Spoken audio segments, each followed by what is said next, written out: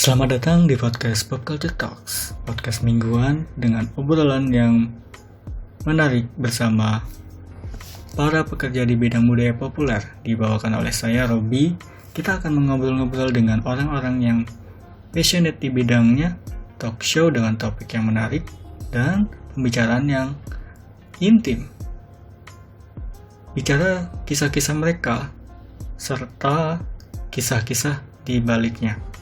So, duduk, pasang headset, dan dengarkan.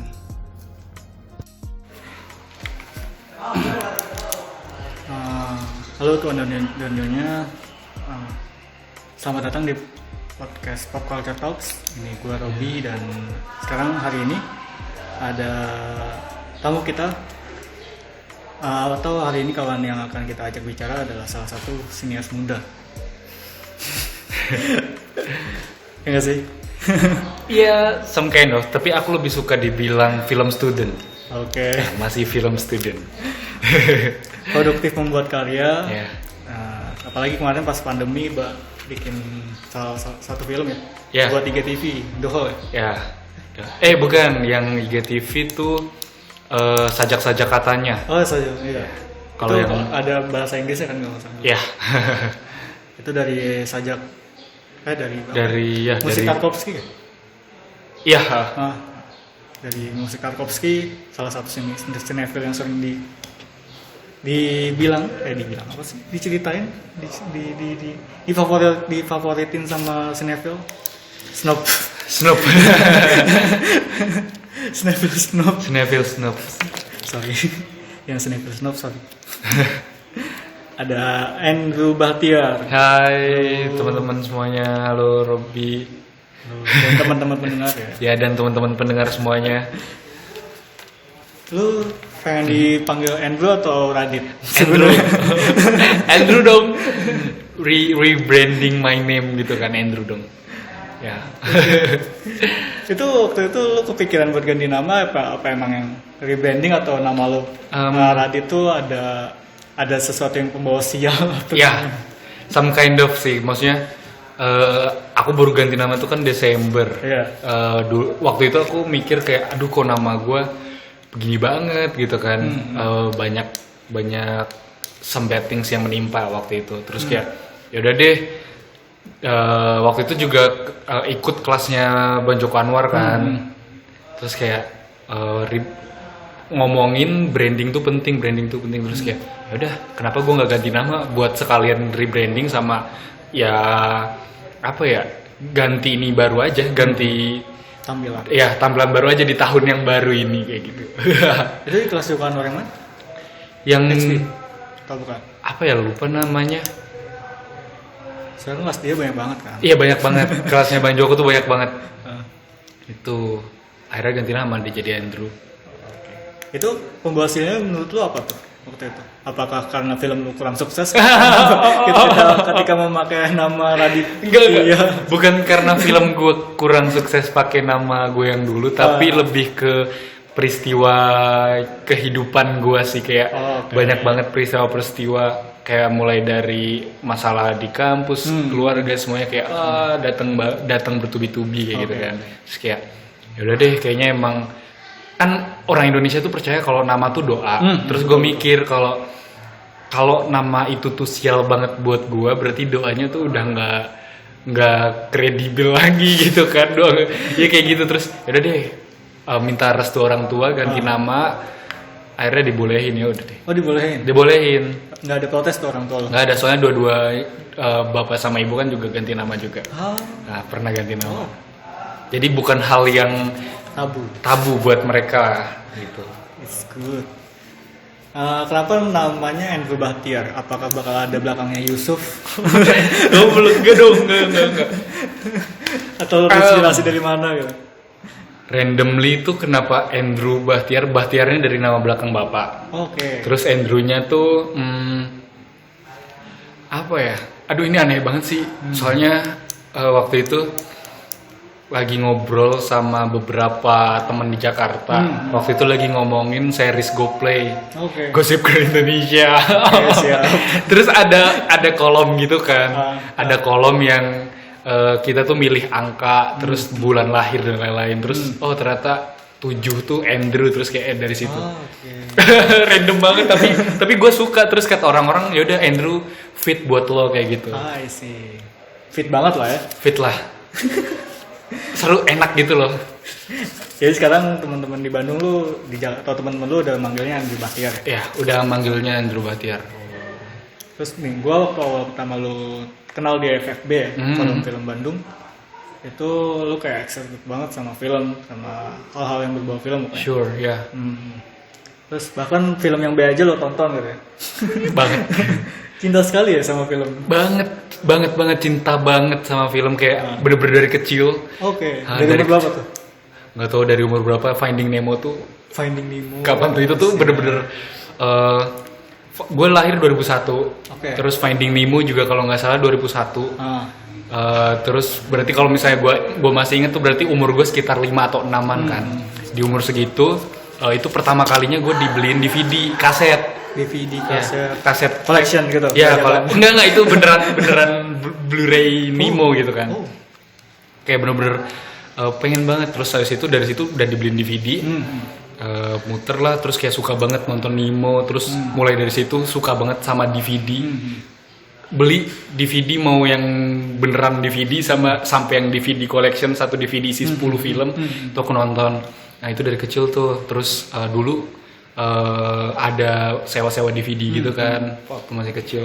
Tuh hobi banget. Dan dari situ sih, dari kecil bener-bener nonton terus aja. Dari film A sampai film Z, nonton dari genre A sampai apapun itu aku nonton kayak gitu. Jadi ketika aku udah bisa, umur aku udah bisa nonton bioskop, nggak sih, kayak umur 11 tahun udah masuk bioskop aku. Kayak udah bisa masuk bioskop, jadi selalu nonton film di bioskop, terus selalu excited aja sama film-film, kayak semua film tanpa terkecuali kayak gitu. Tapi lu ada satu film yang lu kira jelek banget gak sih? Atau sekiranya lu nggak bisa baca filmnya, itu film apa gitu?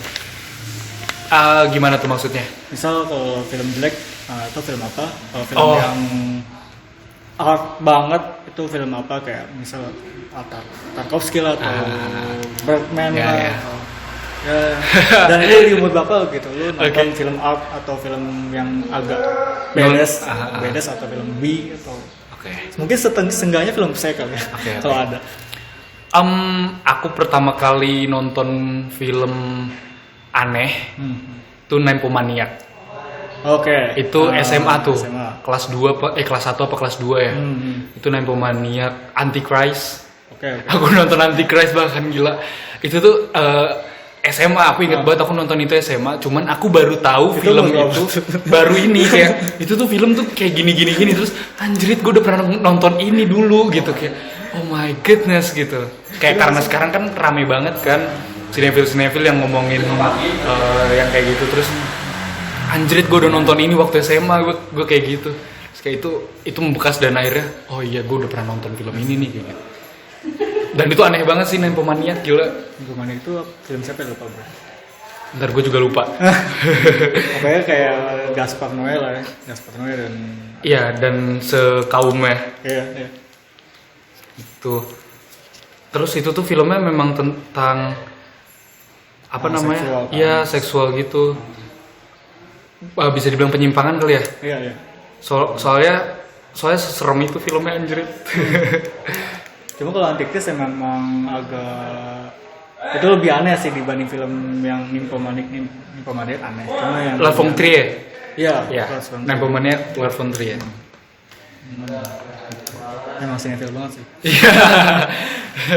Terus film yang lebih aneh lagi apa tuh menurut lo? Film yang lebih aneh lagi kalau di kayaknya Indonesia aja. Tusuk jelangkung di lubang buaya. Kesel banget. Aduh. Itu yang cuma teriak-teriak terus ada ayam kintamani, tapi ternyata dia katanya suruh nyari, ternyata si dukunnya punya ya. Si dukunnya punya. Terus apa namanya ada balon-balon ala-ala it kayak gitu, terus bodoh banget anjir. Tapi itu film yang mempengaruhi lu buat bikin film apa tuh? Oh ya, film yang mempengaruhi gua buat bikin film City. Oh City 2015. Ya city banget sih. Karena dulu tuh aku masih SMA, terus aku kayak suka nulis. Terus dulu di SMA ikut eskul film juga kan. Ikut eskul film, terus aku bikin 1 sampai 2 film. Film terakhir aku judulnya Simfoni Rumah Kardus. Itu sebelum aku bikin debut jadi sutradara, aku jadi Astrada dulu di Simfoni Rumah Kardus. Aku juga nulis di Simfoni. Dan di situ tuh menang Festival Film Kemendikbud 2016 apa 2015 aku lupa. Terus ada satu PH namanya Java Pixel Pictures nge-kontak ke mentor aku waktu itu, Mami Tentrem sama Bang BW. Mentor aku. Itu terus ditanya itu penulisnya ada skrip lagi nggak? Akhirnya aku datanglah ke kantor Java Pixel Pictures ini ngasih skrip. Ada 2 skrip nih, yang satu romance teenage gitu, yang satu abnormal. Film aku yang abnormal akhirnya dibuat. Akhirnya abnormal dibuat, dan itu bener-bener referensi aku city banget sih. City banget maksudnya. Ketika aku nulis abnormal dari berita yang aku baca, kayak di Hongkong ada PSK yang diculik, organ dalamnya diambil, aku nulis itu, aku akulturasiin ceritanya jadi cerita yang Jawa banget. Nah, aku akulturasiin cerita itu tuh pakai gaya berceritanya Edi Cahyono di City kayak gitu. Bang Robi udah nonton belum sih yang abnormal? Belum. Oh belum ya? Ya kayaknya belum ya. Abis di take down sama YouTube. Oh iya. Sempet tayang di YouTube. Waduh, kenapa? Karena sadis. sadis. Soalnya ada adegan motong perut terus ngambil ginjal gitu-gitu. Vimeo ada nggak? Vimeo kayak cuman geblak doang, nggak ada di abnormal. Tapi lu udah bikin film kan dari SMP ya? SMA kelas 2. Berarti data gue salah. Berarti riset gue salah. Oke. SMA. Itu dulu udah dapet festival atau belum? SMA aku pertama kali di Brawijaya. Brawijaya Movie Exhibition. Itu film abnormal. Cuman itu yang aku sutradarain. Cuman waktu aku masih di eskul, waktu masih jadi Astrada, mentor aku masih Mami sama Bang BW. Itu juga film-film itu masuk festival, ya iyalah, maksudnya mentornya kayak gitu kan. Pasti ya sih. Masuk festival pelajar Jogja gitu. Jadi emang startingnya udah kesana, jadi bener-bener kebakar banget sih dari situ. Sama di bahasa SMA itu, lu pas film lu masuk SMA, perasaan lu gimana tuh? Seneng banget soalnya. Itu masih muda banget kan? Iya, seneng banget soalnya bener-bener, bahkan gue masuk SMA itu tuh ngotot banget ke nyokap. Saya bisa dibilang waktu lulus SMP tuh nilai gue cukup tinggi buat masuk ke SMA favorit di sana. Cuman gue bersikeras mau masuk ke SMA gue ini, SMA Tidar, karena ada ekstrakurikuler film. Gitu. Kayak bener-bener lumayan susah waktu itu minta restu nyokap biar nyekolahin gue di SMA itu, karena ya iyalah, maksudnya orang tua mau kita sekolah di yang terbaik kan gitu. Dan ya itu nilai gue cukup, cuman gue nggak mau karena gue mau yang ada school filmnya kayak gitu. Jadi seneng banget. Berarti orang tua dari awal ngedukung? Kurang. Kurang. Kurang. Pas masuk dukung nggak dukung gitu loh, ya? Pas kuliah mutusin buat komunikasi, apakah itu karena lo ada negosiasi nggak bisa masuk film, jadi maksudnya komunikasi atau gimana tuh? Enggak. Jadi nyokap tuh bukan gak dukung, tapi lebih ke masih ragu karena pandangan beliau tentang film tuh seperti bla bla bla bla kayak gitu loh, kayak orang-orang seperti apa? Kayak gimana ya, kayak seperti ada maksiat atau apa gitu. Ya gitu deh, orang tua Indonesia gitu kan, nggak ada duitnya. Iya gitu, terus kayak aduh gimana ya gitu kan. Terus nyokap baru bisa sadar dan baru yang kayak oke, ternyata emang kamu tuh di film tuh pas aku abis bikin abnormal.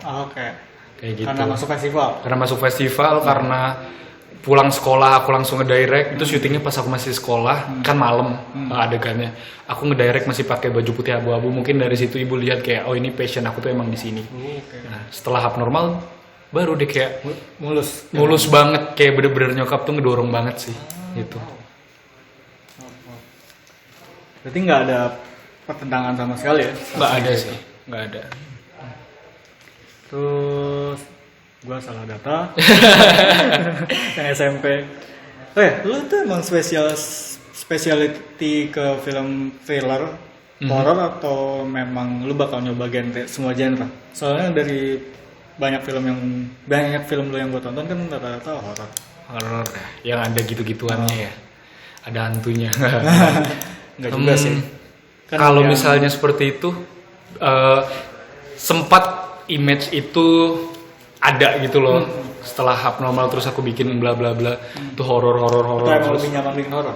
Kalau dibilang lebih nyaman mungkin iya, tapi aku bikin drama juga kok. Aku ada beberapa drama, Simfoni Rumah Kardus, bahkan film pertama aku drama keluarga. Yang dokumenter itu? Yang dokumenter. Gue lihat yang di Candi ya. Oh, itu Mencari Nandi, itu fiksi. Oh, fiksi. Iya, itu fiksi. Itu fiksi dokumenter apa sih namanya? Drama. Doku drama ya. Itu doku drama yang sama BPKRI. Itu aku pernah bikin drama keluarga, terus drama romance ini lagi dibikin. Terus thriller. Jadi kalau misalnya aku nyaman bikin thriller, ya aku nyaman. Cuman kalau misalnya orang-orang mikir aku itu selalu bikin thriller sama horor, enggak kayak gitu. Cuman emang film aku yang ke blow up film-film yang kayak gitu. Iya. Betul. Terus kan pada masa pandemi ini kan lu juga bikin film tuh. Iya. Nah itu terus masuk festival di saat yang lain, di saat orang-orang film di Bandung itu kan pada ya jarang nggak bisa bikin film gitu ya. Kecuali Rofi mungkin. Oh itu dewa sih Pak Rofi, gila. Itu emang perasaan lu waktu itu emang gerah pengen bikin film atau gimana tuh? Gak sih, itu tuh apa iseng-iseng aja gitu bikin film? Bikin film itu waktu itu masih karantin.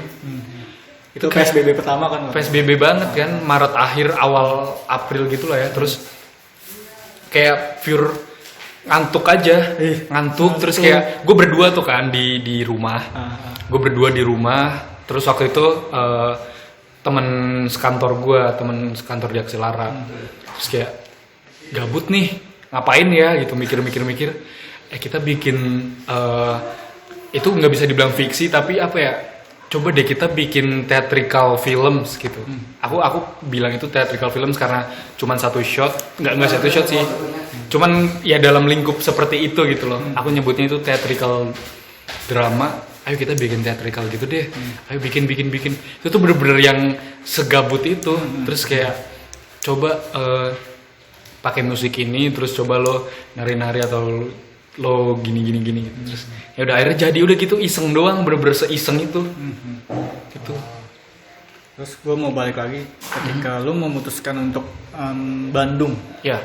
Memutuskan untuk Bandung sebagai tempat berkarya, tempat kuliah, tempat nyari relasi. Ya. Itu dulu tuh waktu di lu Magelang kan ya? Magelang SMA-nya. Tapi sempat setahun juga di Jogja. Nah itu memutuskan tuh iklim Jogja sama Bandung sebenarnya 11-12 atau mungkin 11-13 kali ya sekarang. 11 ya lumayan jauh. Itu memutuskan untuk di Bandung tuh apa? Dan apakah lu ada gambaran waktu itu awalnya Bandung tuh kayak gini atau sebenarnya blank banget tentang Bandung?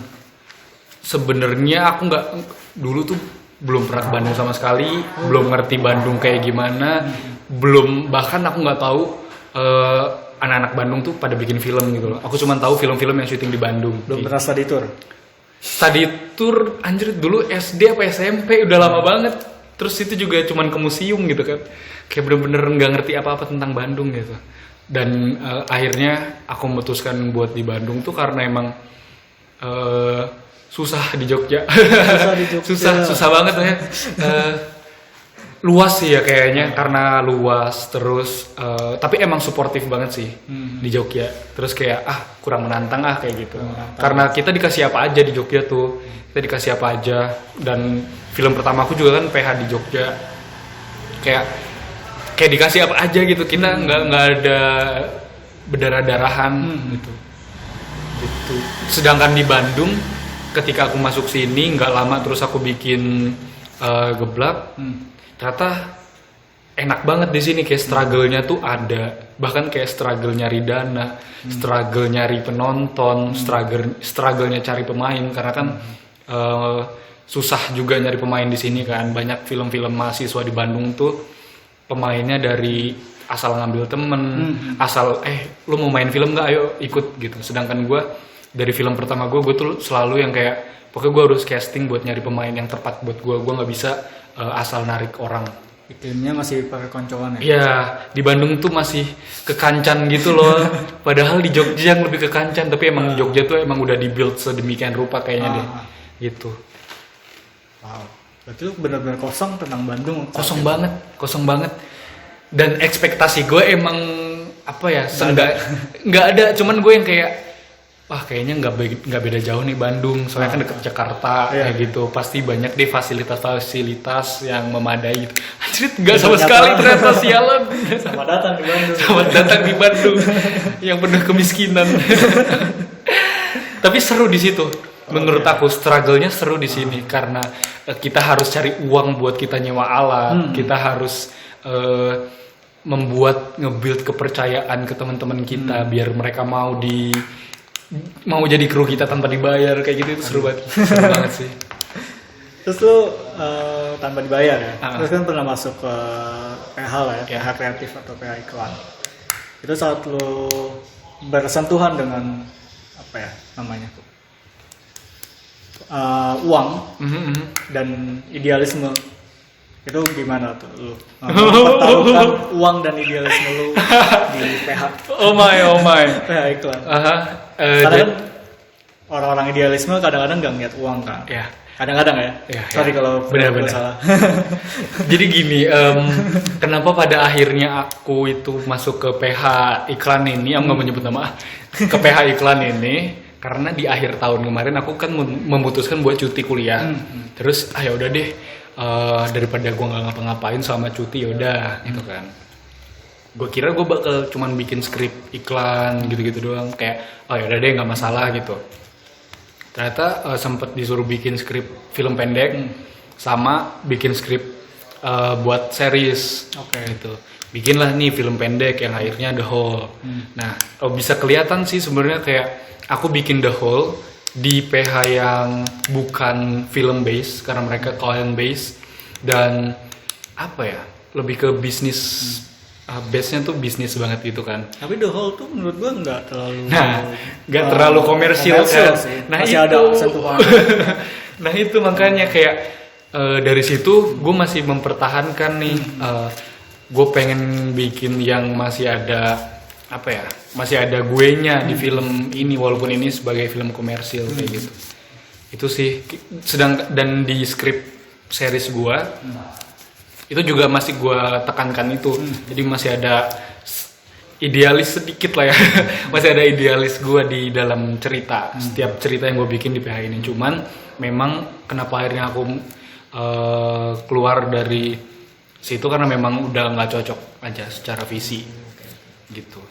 Terus lu ada project pribadi nggak sih ketika maksudnya project pribadi yang benar-benar dapat uang gitu, tapi bikin film atau bikin iklan dan tuh nggak berasal dari PH yang itu?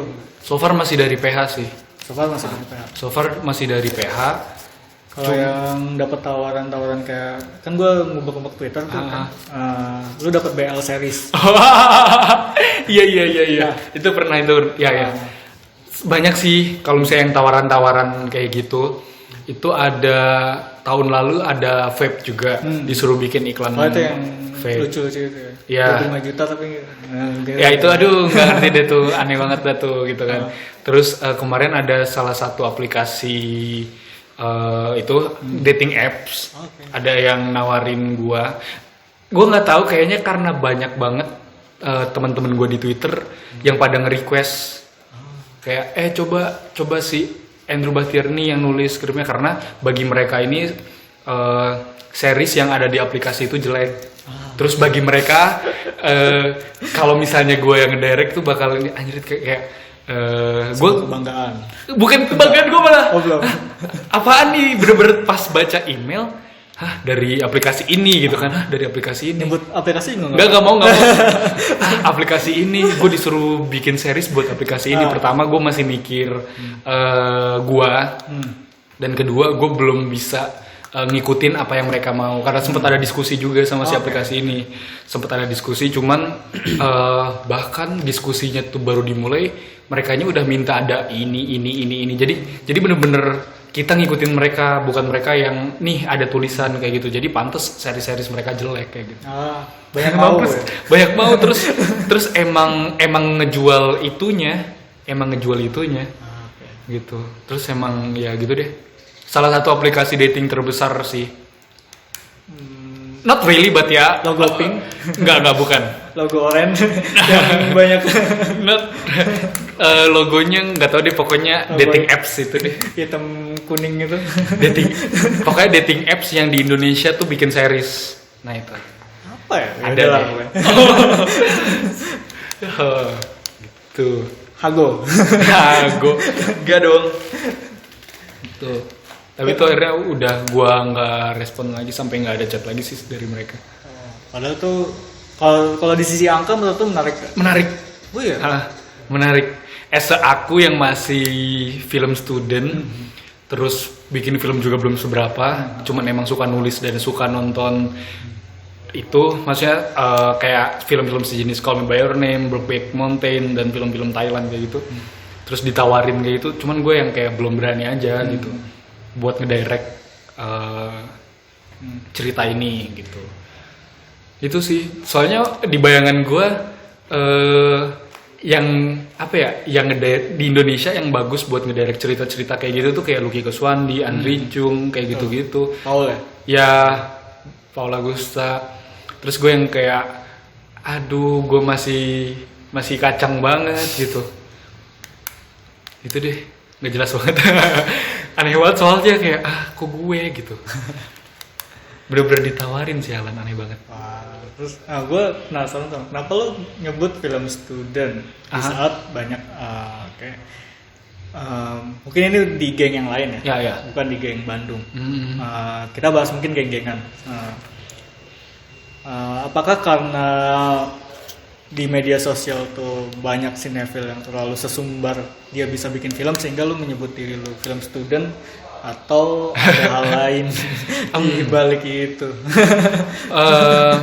Itu jadi alasan kesekian, itu betul. Itu jadi alasan kesekian. Tapi kenapa aku nggak mau selalu dibilang sineas, filmmaker kayak gitu. Cuman kalau misalnya film aku tayang di festival, otomatis introducing as a cineas, as a director kayak gitu kan. Tapi kalau misalnya di sosial, aku tuh film student gitu, karena memang aku tuh masih belajar bikin film gitu. Gak tahu, walaupun memang semua orang tuh masih terus belajar sampai kapanpun, ya kan, sampai kapanpun. Cuman Garin pun katanya bilangnya masih belajar. Ya masih belajar, dan aku kayak gitu, aku bener-bener masih harus belajar. Ya gitu deh pokoknya,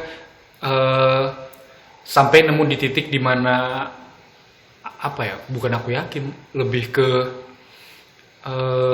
berani nggak sih, maksudnya bisa mempertanggungjawabkan gitu loh. Ketika gue udah bilang, gue filmmakers nih, gue bikin film nih, otomatis kita harus bisa mempertanggungjawabkan hal itu. Filmnya masih gitu. Masih mahasiswa lah ya gitu kan, masih kualitas mahasiswa.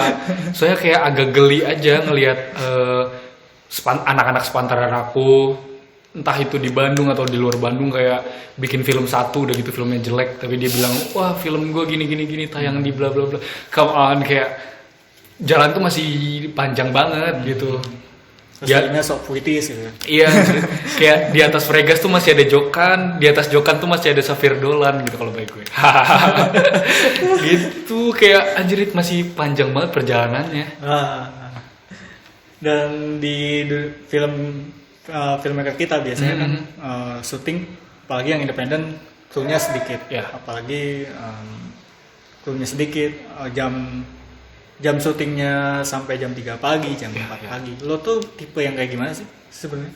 Tipe yang rame-rame atau harus tipe yang rame-rame dan jamnya over, atau yang syutingnya rame-rame jamnya jamnya ngatur banget, yang strict banget. Oke, gue pernah semuanya tuh. Oh, iya. Di SMA pernah ikut FLS 2N. FLS 2N tuh kayak lomba seni tingkat SMA gitu. Terus kita bikin film. Gue potong istilahnya apa ya? Syuting sehat ya? Syuting sehat ya. Atau syuting gak sehat? Sorry, gue belum istilahin tadi. Oke. Lanjut. Di SMA tuh pernah bikin film buat FLS 2N lomba seni gitu. Itu 3 orang. Kita bikin film cuma 3 orang. Itu buat lomba antar kabupaten di Jawa Tengah. Akhirnya aku maju wakilin Magelang buat ke Jawa Tengah. Itu cuman bikin film cuman bertiga doang. Tuh, cuman setelah itu memang aku bikin film sistematis, maksudnya full tim, terus kerjanya bisa dibilang kerja sehat, tapi pernah juga sih yang nggak sehat gitu. Pertama, kenapa aku bilang sistematis, karena aku selalu syuting dengan kru yang banyak buat kalangan mahasiswa. Agak lengkap lah ya? Agak lengkap. Ya agak lengkap sih, bisa dibilang kayak 15-20 orang. Yang pasti posisinya posisi per keisi departemennya gitu. Semuanya keisi gitu, nggak ada yang kosong, nggak ada yang ngerangkap. Karena kasihan juga kan kalau ngerangkap job kayak gitu. Dan kalau misalnya syuting yang nggak sehat tuh paling kalau ada aku satu film yang produsernya itu cuman nyediain waktu syuting 1 hari 1 malam,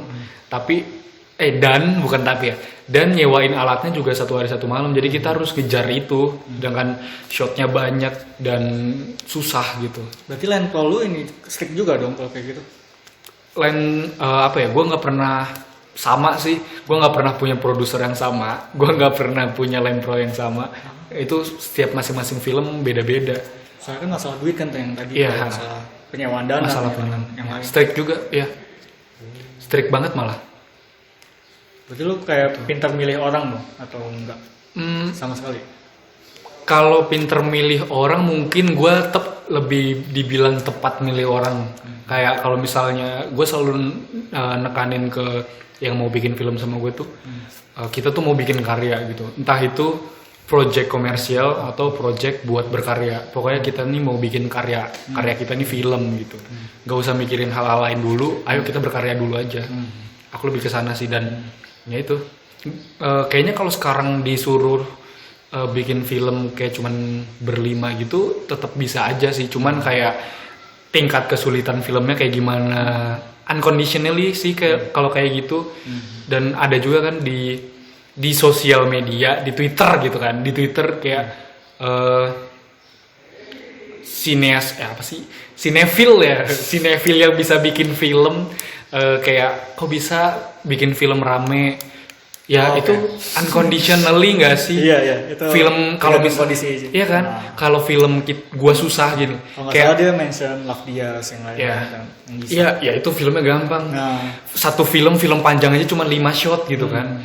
Bayangin aja kalau misalnya gue bikin film yang geblak gitu, cuman 4 orang mampus kita gitu kan. Gue bikin film intimidasi cuman bertiga gitu, mampus gitu, itu susah kan. Cuman kalau misalnya gue bikin film yang waktu pandemi, film yang buat di IGTV, itu gue sendiri, bahkan sendiri anjrit gitu, yang buat di IGTV bareng Bang Zikri di Langikula, itu sendiri banget. Oh iya, yang banget IGTV ya? Iya, itu sendiri banget. Yang covernya ala-ala Dilan itu ya? Ya ala-ala Dilan itu. Gitu. Unconditionally sih bikin film tuh, kalau misalnya emang filmnya susah ya otomatis kita butuh tim yang komplit, kita butuh tim yang secara sistematis tuh kuat. Tapi kalau misalnya emang filmnya bukan mudah ya, kalau filmnya memang ringan, itu ngapain juga kru banyak-banyak gitu, ngabisin duit makan gitu. Oke. Terus setiap filmmaker pasti mau bikin film panjang. Wow. Dan sekarang lu juga lagi proses buat bikin prototype film panjang lu. Yeah. Itu udah Loverless Bad Decides. Yeah. Ceritanya tentang apa sih? Kalau mau lu buka dulu, mungkin mau buka cerita.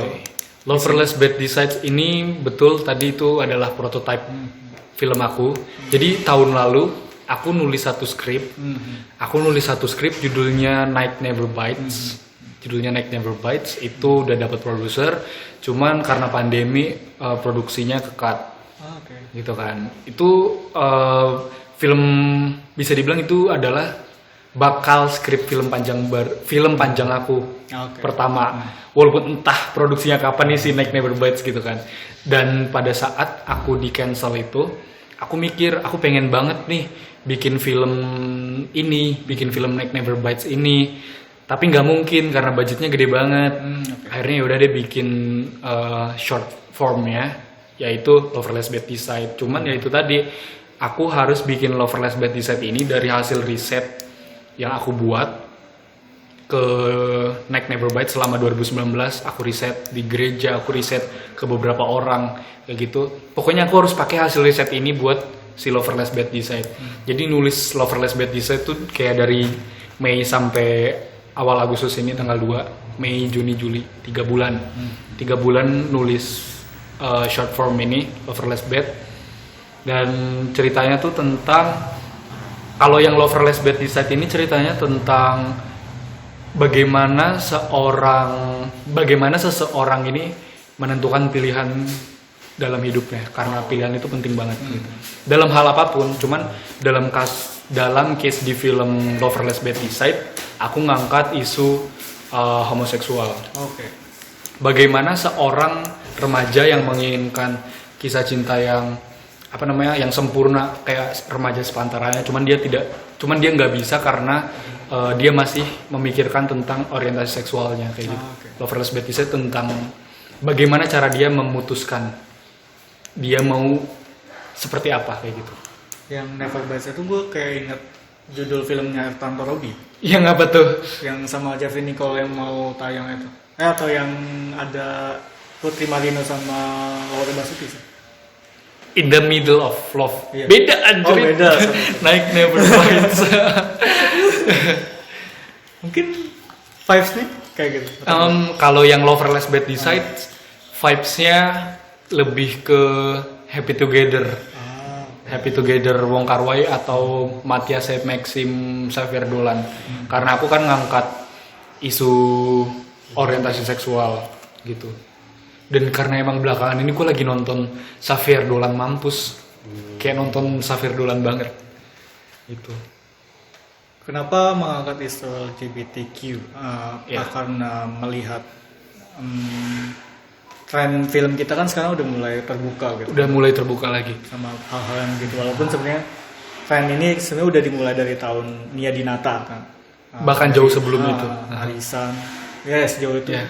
Bahkan sebelum itu juga udah ada kayak catatan si Boy. Yeah. Yang ada Betty Bencong Slebor. Dan sekarang trennya udah mulai maju lagi, udah terbuka lagi. Apakah karena mengikuti tren atau ada hal lain ketika membuat itu? Gue bikin Loverless Bad Decide ini karena apa ya? Bukan tren sih, karena aku masih mengangkat Loverless Bad Decide ini realis gitu loh. Gue masih masukin 2 unsur itu kayak film gue sebelumnya.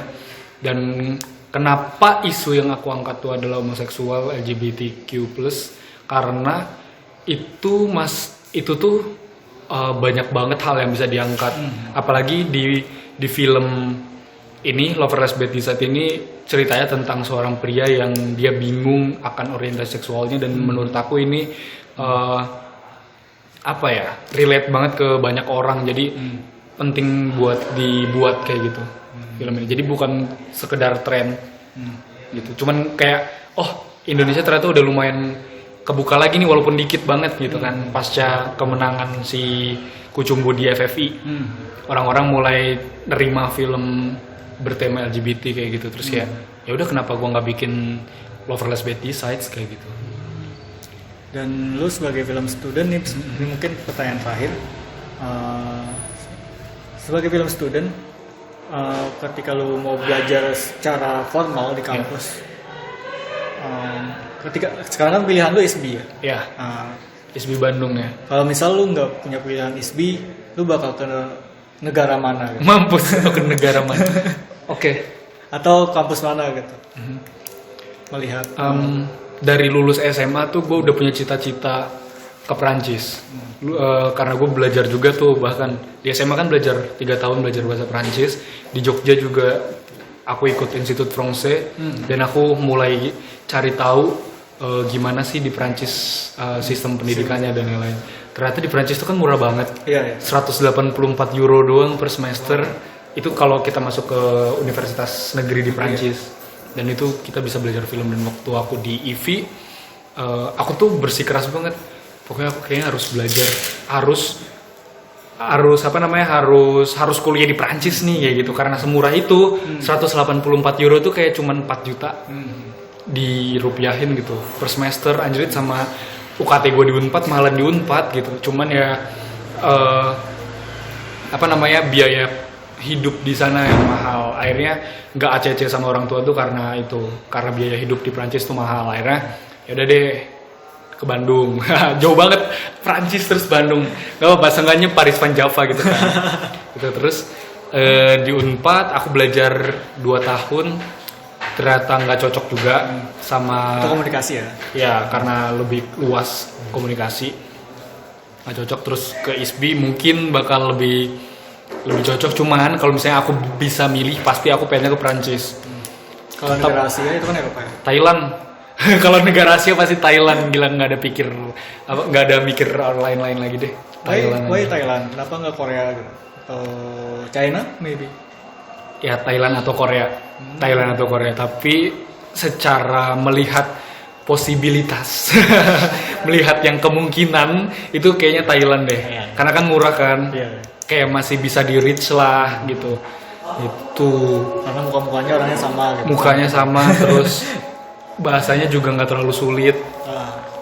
Dan industrinya tuh terbesar di Asia Tenggara, bisa dibilang, dan paling maju se Asia Tenggara. Dan gak usah jauh-jauh lah kayak gitu, Thailand aja. Sebelum terakhir mulai dari tadi. Ini gue penasaran kan, ini pertanyaan pribadi. Di Twitter lu vokal ya sama orang-orang yang bikin film yang bukan agak nyeleneh ya, nggak bagus dalam sisi teknis. Dan ketika lu balik menonton film yang pertama kali, itu gimana sih?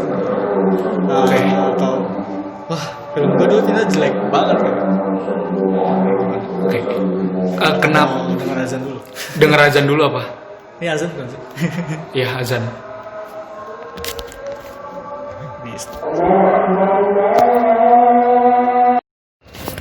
Ya, azannya udah selesai. Ayo, lanjut lagi. Tadi gimana? Lupa gue. Tentang ini. Tentang film pertama, ketika lo melihat film pertama, atau gini deh, lebih gampangnya ketika lo menemukan film yang sebenarnya nggak bagus-bagus banget dan lo pengen komenin. Oke. Gimana? Bagi gue, sebelum gue menemukan satu film yang bagi gue, produksi gue itu bagus, gue bakal selalu ya, enggak sih, gue lebih ke gini, gue akan selalu menempatkan itu adalah film pertama gue, gitu. Contoh kalau misalnya ini gue belum bisa bilang, makanya sampai sekarang gue juga masih takut mencap diri gue sebagai filmmakers karena belum bisa kredibel aja gitu loh, gitu. Sampai gue mikir kalau setiap film gue ini adalah film pertama gue. Kayak kalau misalnya Loveless Bad di set ini hasilnya memuaskan, terus tayang di festival-festival, terus sampai ada mungkin produser besar yang dengar, otomatis Loveless sebagai film pertama aku. Aku melihat pokoknya setiap karya yang aku buat sebagai karya pertama, dan aku ya gitu, pokoknya aku menganggap semua film aku tuh adalah film pertama aku.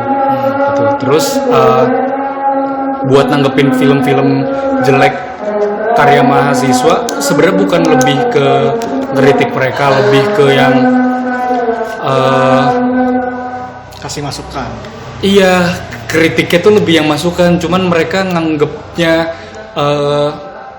bad ya udah gue tanggepin deh gitu kan, jadi tweet war kayak gitu. Cuman memang kayak kenapa gue ngekritik film orang juga karena gue peduli gitu loh. Gue peduli sebagai film student dan sama-sama film student, entah dari manapun orangnya, dari Bandung, dari Jakarta, Surabaya atau Bali bahkan, semuanya berlaku. Maksudnya kalau misalnya film lo jelek, kalau misalnya gue cuman ngelihat pujian-pujian yang masuk ke lo, sedangkan film lo tuh masih minus, yang ngasih kritik siapa? Yep, betul. Kayak gitu. Nah, gue di sini sebagai kritikus, bukan cuman kritikus film-film pendek jelek di Twitter, tapi kan gue juga udah jadi kritikus juga kan di FFB sama Robby gitu. Maksudnya influencer. Iya.